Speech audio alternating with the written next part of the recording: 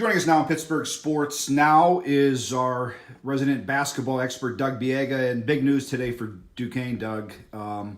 Picking up a commitment from Maceo Austin, three-star guard out of Kennedy Catholic. We reported all of that on the site today. But let's, as we have you, we want to find out the type of player Duquesne is getting. You know plenty of basketball of talent evaluators in Western Pennsylvania. Tell Duquesne fans what they're getting in Maceo Austin. Mike, it's a big day for the Bluff. Everybody around the program is excited, as well they should be. You're talking about Maceo Austin, who's a 6'5" swing. He is very versatile. He can guard his position. They're getting a kid that can play the 1, the 2, or the 3 at this level. Right now, he's regarded as a great player, but word out of the program is that he has an elite ceiling, and that's a big get for the program. Defensively, he has no weaknesses. He's a tremendous ball handler, very good shooter. This cannot be overstated. This is a very big pickup for the program.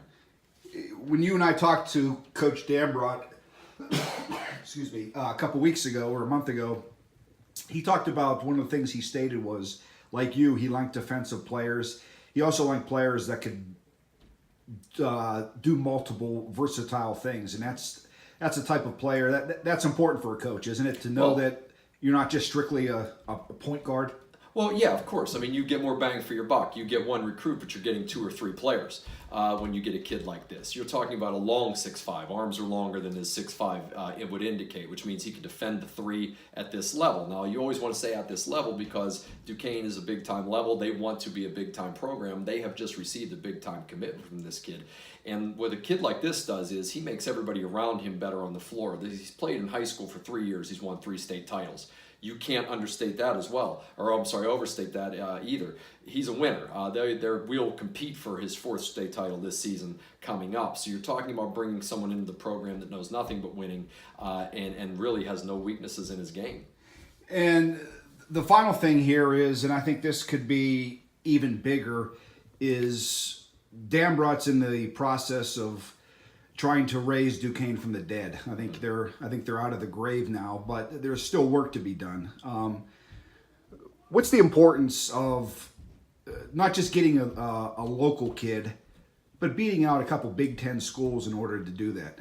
Well, again, that's gigantic. Firstly, you're talking about a character kid. So you're putting someone on your campus that will be an asset to the student body, the university, as well as the basketball program. He has flawless character. There is no baggage involved with this kid. So he's never going to embarrass the program. It'll be quite the contrary. He's going to be a source of pride for the program. That's the first thing. And that's really the most important thing, I would think, when you're trying to build a program, is to build it with character kids. Because eventually your backs are going to be up against it, and you're going to need character kids to get you through those times to be an elite program. What this means for Coach Dambrot and his recruiting specifically is you beat out some Power 5 schools for this kid, and you did it with a local kid. So that sends the message to your student body, to your faculty, to your administration, to your athletic department, to your basketball program, to Duquesne basketball fans all around the world, that we just got a guy. So, we are moving in the right direction. We are going to get it done here. And not only are we going to get it done, we already have, because we don't get guys like this if we are not pointing this ship in the right direction.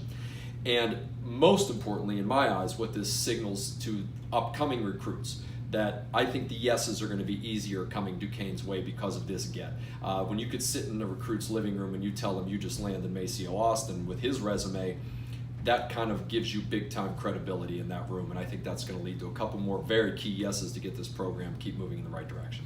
Last thing, Doug, is you're a guy that has been involved in the recruiting process from the other side of the room as far as coaches coming into your school. It's always brought up, but I'd like to hear your take on the fact that what's it mean when you get that first kid from a school like Kennedy Catholic that pumps out players?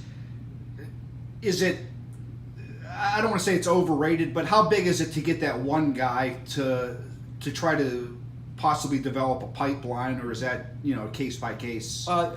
You're dead on.